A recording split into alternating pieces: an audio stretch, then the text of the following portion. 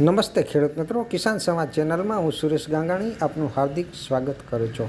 ખેડૂત મિત્રો, ખેડૂતો માટે એક મહત્વપૂર્ણ જાહેરાત કૃષિ મંત્રી શ્રી જીતુ વાઘાણીએ મહત્વપૂર્ણ જાહેરાત કરી છે।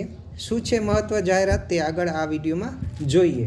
વર્ષ 26-27 માટે કૃષિ વિભાગના 148 ઘટકો હેઠળ સહાય મેળવવા માટે આગામી 27 માર્ચથી 1 મહિના માટે ખુલ્લું મુકાશે।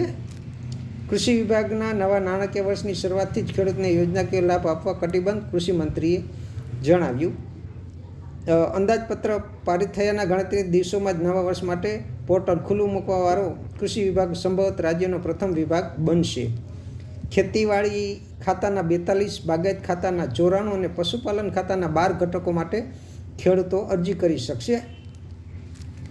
ગુજરાતના ખેડૂતોની આવક બમણી કરવા અને ખેડૂતને આધુનિક બનાવવા મક્કમ નિર્ધાર સાથે મુખ્યમંત્રી શ્રી ભૂપેન્દ્ર પટેલના નેતૃત્વમાં રાજ્ય સરકાર સતત પ્રયાસ કરી રહી છે। આ દિશામાં કરાયેલ વધુ એક મહત્વપૂર્ણ નિર્ણય અંગે માહિતી આપતા કૃષિ અને પશુપાલન મંત્રી શ્રી જીતુ વાઘાણીએ જણાવ્યું હતું કે રાજ્યના ખેડૂત અને પશુપાલન મિત્રો વિવિધ કૃષિ અને પશુપાલનલક્ષી સહાય યોજનાનો લાભ લઈ શકે તે માટે આગામી 27 માર્ચ 1 મહિના સુધી એટલે કે 26 એપ્રિલ 2026 સુધી આઈ ખેડૂત પોર્ટલ ઓનલાઈન અરજીઓ માટે ખુલ્લું મૂકવામાં આવશે। મંત્રી શ્રી જીતુ વાઘાણીએ જણાવ્યું હતું કે આગામી 27 માર્ચથી રાજ્યના ખેડૂતો આઈ ખેડૂત પોર્ટલ પર ખેતીવાડી ખાતાના 42 ઘટકો, બાગાયત ખાતાના 94 ઘટકો અને પશુપાલન ખાતાના 12 ઘટકો મળીને કુલ 148 ઘટકો હેઠળ સહાય મેળવવા માટે ઓનલાઈન અરજી કરી શકશે। જીતુ વાઘાણીએ આ નિર્ણયને ઐતિહાસિક ગણાવતા કહ્યું કે રાજ્ય સરકારનો કૃષિ વિભાગના નવા વર્ષની શરૂઆતથી જ ખેડૂતોને યોજનાકીય લાભ આપવા કટિબદ્ધ છે। રાજ્ય સરકાર વર્ષ 2026-27નું અંદાજપત્ર વિધાનસભા ગૃહમાં પારિત થયાના ગણતરીના દિવસોમાં જ નવા વર્ષ માટે પોર્ટલ ખુલ્લું મૂકવા વાળો કૃષિ વિભાગનો સંબંધ રાજ્યનો પ્રથમ વિભાગ બનશે। મંત્રીશ્રીએ કહ્યું કે અરજીની પ્રક્રિયા પૂર્ણ થયાની કે છેલ્લી તારીખની રાહ જોયા વિના જેમ જેમ અરજીઓ આવશે અને તેની ચકાસણી પૂર્ણ થશે તેમ પાત્રતા ધરાવતા ખેડૂતોની તુરંત સબસિડી અને સહાય મળે તેવી વ્યવસ્થા ગોઠવવામાં આવશે, જેથી ખેડૂતોની ઝડપી યોજનાકીય લાભ મળી શકે।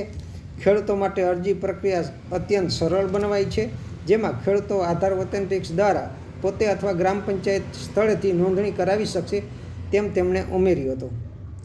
કૃષિ મંત્રીશ્રીએ રાજ્યના તમામ ખેડૂત મિત્રોને છેલ્લી તારીખની રાહ જોયા વિના વહેલી તકે જરૂરી દસ્તાવેજ સાથે ઓનલાઈન અરજી કરી સરકારની વિવિધ કલ્યાણકારી યોજનાનો મહત્તમ લાભ લેવા નમ્ર અનુરોધ કર્યો હતો।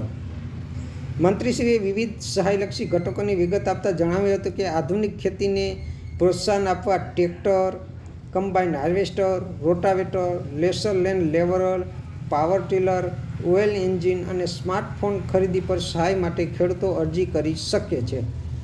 ખેત પેદાશોના રક્ષણ માટે કાંટાળા તારની વાડ અને પાક સંગ્રહ structure, solar power unit, pump set માટે સહાય મેળવવા માટે અરજી કરી શકાશે। આ ઉપરાંત બાગાયત ખાતાની 20 PTO હોર્સ પાવર સુધીની mini tractor, net house, poly house, cold storage, ફળ, ફૂલ અને શાકભાજીના વાવેતર તેમજ વિશેષ કરીને કમલમ એટલે કે ડ્રેગન ફ્રૂટ અને ઓઇલ પામના વાવેતર માટે પ્રોત્સાહન આપતી યોજનાના હેઠળ સહાય મેળવવા ખેડૂતો અરજી કરી શકશે। વધુમાં પશુપાલન ખાતાની કેટલ શેડ બાંધકામ, દૂધાળા પશુના ડેરી ફાર્મ, મરઘા પાલન તાલીમ, સ્ટાઇપેન્ડ, પાડી વાછડી ઉછેર અને બકરા એકમ જેવી ઘટકો હેઠળ સહાય મેળવવા માટે પશુપાલકને અરજી કરી શકશે। તો આ કરી હતી કૃષિ મંત્રી જીતુભાઈ વાઘાણીએ જાહેરાત, જેમાં ખેતીવાડી શાખાના 42, બાગાયત ખાતાના 94 અને પશુપાલન ખાતાના 12 ઘટકો માટે આઈ ખેડૂત પોર્ટલ 27 માર્ચ 2026ના રોજ ખુલ્લું મૂકવામાં આવશે। તો ખેડૂત મિત્રો, આપની જરૂરિયાત મુજબ આપ અરજી કરી શકો છો। આ માહિતી અન્ય ખેડૂત સુધી પહોંચે તેના માટે આ વિડીયો શેર કરવા નમ્ર વિનંતી। અને કિસાન સમાજ ચેનલ હજુ તમે જો સબસ્ક્રાઈબ ન કરી હોય તો સબસ્ક્રાઈબ કરજો અને વિડીયોને લાઈક કરજો અને અન્ય ખેડૂત સુધી પહોંચે તેના માટે શેર કરવા નમ્ર વિનંતી।